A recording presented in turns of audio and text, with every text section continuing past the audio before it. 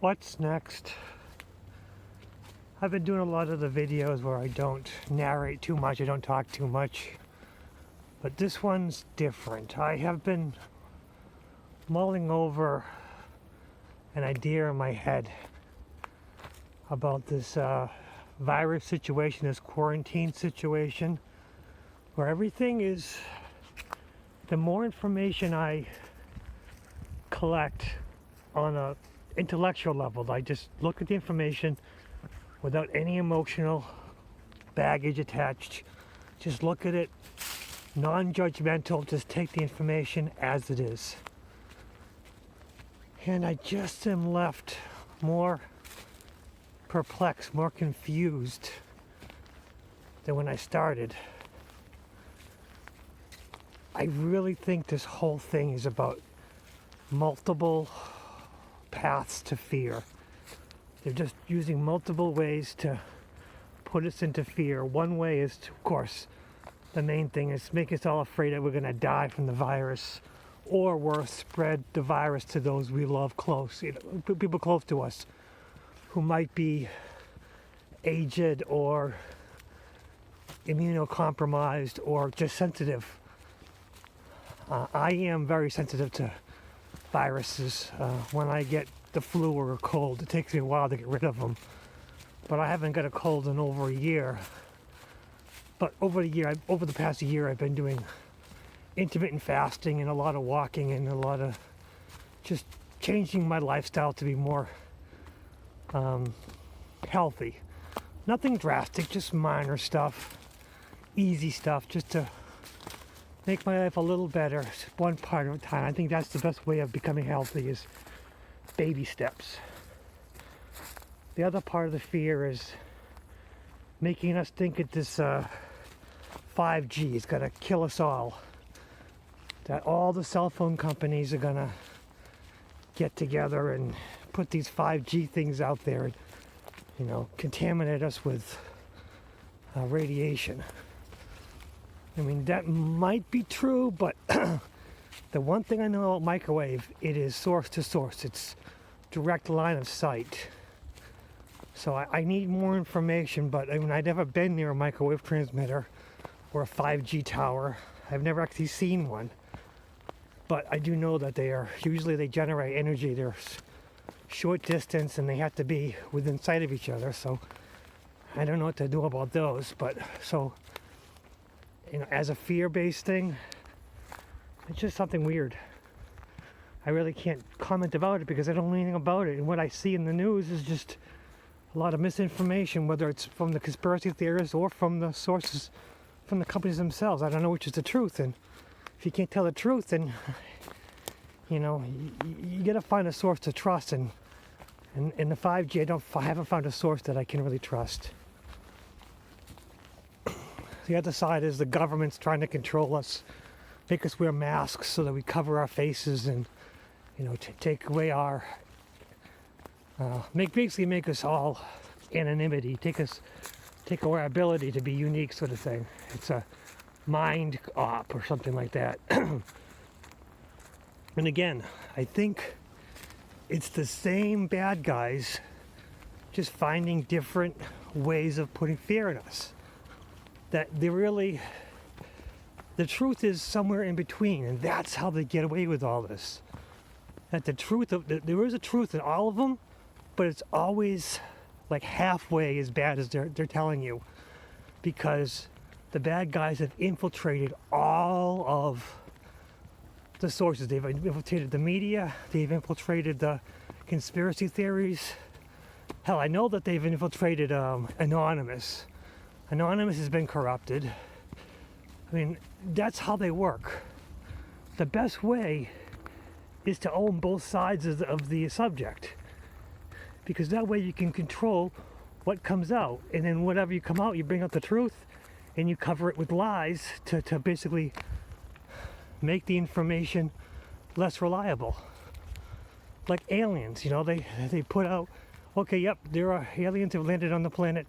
Okay, we're going to let that out. We're going to tell the public that the aliens have landed, but we're also going to have it come out from the most whack job person possible, so no one's going to believe them.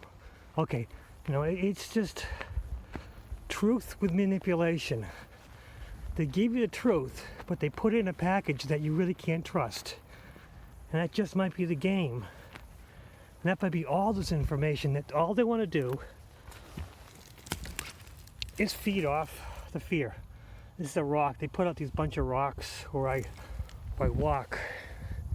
I just brought one of them home to show my wife. Now I put them back. The idea of the rocks, you're supposed to move them around, but I like that spot. And here's another one.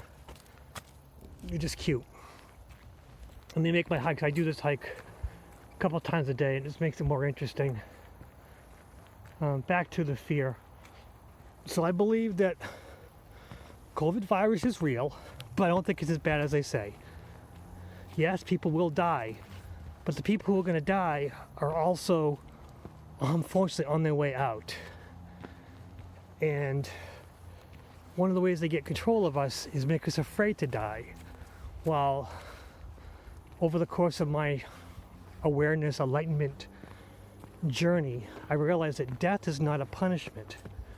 I mean, as much as you don't want to die because you lose your chance to complete the whatever process or whatever projects you're working on in this life, whatever your goals for this life are, you want to complete them. And the idea is that it's kind of like a gift where you really don't want to know until you accomplish it, and then you have several of them. You need basically, we are born as humans with a strive for challenge, and the way they get us is they take away that challenge, because for some reason they convince us that we don't really want to do too much. They convince us that being lazy and content is the way, and they take away the desire for challenge. And with that, without the desire for challenge, we're slim pickings for fear, because fear is the basis of all our negative emotions, and that's what the demons feed off of. That's what the lower entities feed off of. That's what the men in black, not the men in black, the shadow people. I've faced shadow people, and they are scary if you're not ready for them. But then you basically send them love. Whenever they come to you and they surprise you, you send them as much love as you possibly can, and they will go away as fast as they can. Because what they want is they want to generate fear from you. And then the demons, they want to generate anger from you, or sadness, or fear. Because fear is pure, but anger is like candy to them. So if they can get you angry, oh, that's good. They can get you fear, oh, that's fine. But they'd rather get you angry. Honestly, demons want to make you angry. They want to make everyone angry. And those who fight them. Where was I? Demons, fear. They feed off the fear. They feed off anger. They feed off sadness. As long as you are constantly enveloping yourself in fear, anger, and sadness, they're going to stick around you, and they're going to keep feeding off of you. And, there's the angels, which I don't want to really bid on the angels demon thing, because I think that's such a convoluted topic. You don't need the archangels or the archangels and the God's angels and the saints, because you have your own. And the funny thing, the trick, is you have your own demons and you have your own, quote, angels. These guides, which I've talked to them, and I've had a really good relationship with these guides, and they don't want to be involved with the angel demon thing. The angel demon thing is choosing sides. There are no sides. It's we as humans are on both ends of the spectrum. Part of our life is full of love, happiness, joy, and part of our life is full of anger and sadness. It's just how we are physically beings. Those of us who are aware, we listen to our inner voices. We listen to our demons. We listen to our angels. And they're ours. We don't need anyone else's. So when you have fear, it kind of feeds demons. Well, you want to feed your own demons, so fear is the primal thing, and our own demons don't want to feed off fear. They want to work with us to accomplish the goal. And part of the goal might be a little bit of going through our sadness, going through our anger. Our demons don't want to stick around. They want to help us through these obstacles in our life. And our angels, the positive side, the upper side, will work with these, quote, demons. It's kind of like, opposite sides of the same coin. We as physical beings have to go through these challenges in our life. And the demons will help us through. They'll protect us through it. But we have to learn to listen compassionately and not judge the inner voices. You can't analyze everything as it comes. You can only analyze it after the fact. So you have to just experience it, let it go. I suffered from anxiety for a little while, and I was actually on psychoactive medications to help deal with the anxiety. And unfortunately, the part of it was the anxiety I was going through was caused by my, reaching the upper levels of the awareness, the enlightenment. And I fell back, I was going through, ascension symptoms. It's all part of the process, and unfortunately, you have to experience them. And when you hide them from yourself, you don't experience them as they are and listen to your inner voices, you end up extending things out further, making it last further, making it last longer. And I actually got through them while using the psychoactive medications, because the psychoactive medications just kind of put them in pause. They were still just sitting there. The medications help, me quite kind of ignore them, but you ignore them and they're still sitting there. So my guides helped me through it while I was still on the meds. And then I saw a therapist who, I decided I didn't want to be in the meds. And the idea was he worked with a psychiatrist where we started lowering my medication while working with a therapist to, monitor me psychologically, so that, you had the person who was dealing with me, my mind, one-on-one, and you had the doctor who was dealing with the medications. And everyone agreed, okay, fine. We'll walk you through it over the course of 6 to 8 months, or maybe even a year, to work you down off your medications. You can't just quit your medications without working with somebody. But you also have to find the person who's willing to work with you, because I admit that I did ask a few times, and the psychiatrist I was working with said, no, you don't really need to work down, your body develops an immunity to it, so you should probably start working up. And I said to him, I feel better now. And then, well, that's part of the process. You'll feel better, but you eventually you're gonna have to start working up. And I didn't want to be on these medications for the rest of my life. I wanted to work through them. So, part of the process was I worked through the medications, not talking about the psychic stuff, not talking about the spiritual stuff, but talking about it that I want to, work using more holistic medications, but also wanted to work with the doctors, telling them people want to hear what they want to hear.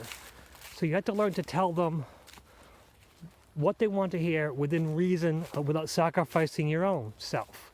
So I told the doctors, well, I want to work with you, but I also want to work with myself.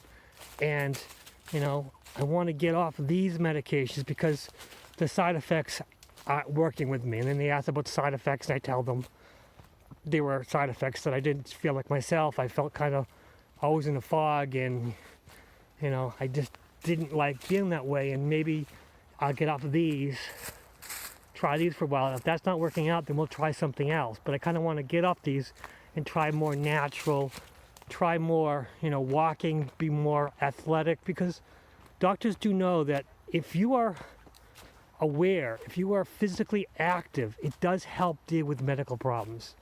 If you modify your diet and eat more healthy foods, it will help alleviate some of the psychoactive anxiety issues. One of the anxiety issues is caffeine. Another one is white sugar. These are known. Doctors know these. But it's just people don't want to follow directions. And what the doctor's point of view is they just want to deal with things that's easier for them, because if they find a patient who's willing to work with them on their terms, they'll be able to listen to you. And, you know, you listen to them, they listen to you, everyone's on the same pace. I really meandered with this one again, but the idea is I think this world is trying to force us into fear. And because I have worked with my own fear, I've come to a realization that I am happier now than I've ever been in my life, except when I was a child. I don't believe the quarantine is necessary as it is. I think it's overextended. I think it's over the top. There's too much. I don't believe the COVID virus, or the disease, the virus. How do you believe the virus is as bad as it is? I believe it is there and it will kill people. I believe it's a bad thing, yes. But I don't believe it's as bad as, I think it's 50% as bad as it is. I don't believe the government's as bad as it is. I think it's 50% of that. But they're working with, the bad guys are working with fear, and that's what they want.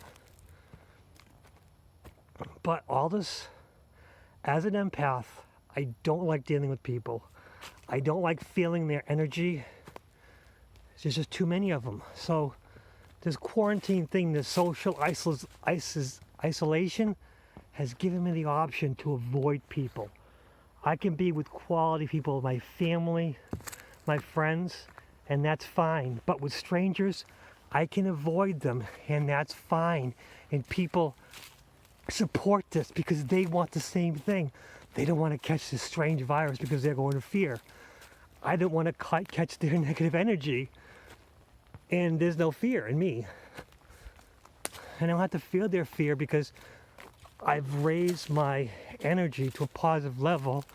I'm getting what I want. I'm able to keep people about 3 feet or more away from me, you know, and a lot of times I can feel their energy if they're close. If I touch them, if they're really close to me, I can feel them. I can feel their energy, and I don't want that. But everyone's staying 6 feet away from each other. Everyone's avoiding each other. They're wearing masks to hide themselves, and unfortunately I don't like the mask because I think wearing masks is just asking for trouble, a false sense of security, and you end up touching something, and then you move your mask and you catch the disease that someone coughed on a box. And because you have so much fear, you're more likely to catch the disease, which is a big downward spiral. Because one of the ways to lower your immunity is to be living in fear. And it'll be a self-fulfilling prophecy. As these people are getting sick, they're feeling sick. And it's a perfect time because right now is allergy season. So people are feeling the allergies. They're not sure if they had the COVID or the allergies. And it's making their symptoms worse. So they're giving themselves the, oh, I got the COVID, or I feel the COVID, even though they might not have it. But again, they're spiraling down with the fear. It's all a perfect scenario for the bad guys. And we who are here, who, even if you believe that the COVID is 100% true, that, you know, it's bad, it's going to kill a lot of people, it's going to kill whatever, 20% of the population, whatever the crazy thing they're going to come up with, it's going to be a lie. It's fine. Whatever you believe is fine. Just be willing to listen to others. You don't have to accept what they have to say, but you do listen, and then try to reduce the fear. And if you have so much fear of this COVID virus, if you have so much fear of the 5G, so much fear of the government, find ways of proactively adjusting your life. So if you're afraid of the virus, avoid people, that's fine. If you want to just wash your hands, that's fine. If you're going to wear gloves, just clean your gloves before you touch yourself. Your gloves are contaminated. I don't like wearing gloves because I think it's a false sense of security, because literally anything you touch on those gloves are now contaminated. Your hand's a great barrier, but plastic gloves, you just have to handle them, to take them off, and blah, blah, blah, and then they're a waste product. people throwing them everywhere irresponsibly, making others angry because people are littering. And again, anger is another form of fear. Oh, I don't know. Still meandering, but basically the idea is just be good to each other. Try to find your happiness. Try to avoid the fear. Feed your love, feed your happiness, feed your higher self. When you have to work with your lower self, listen to it. Your lower self will tell you, don't kill your ego. Listen to your ego, but don't interact with it. Don't judge it. Don't try to defend yourself from it. Your ego is not really your enemy as much as just a fun little guy who's just trying to protect you in the most backwards way possible, because they're not used to being listened to. So if you start listening to your ego, it'll be better. Okay, I think I've talked round and round in circles enough. What's next?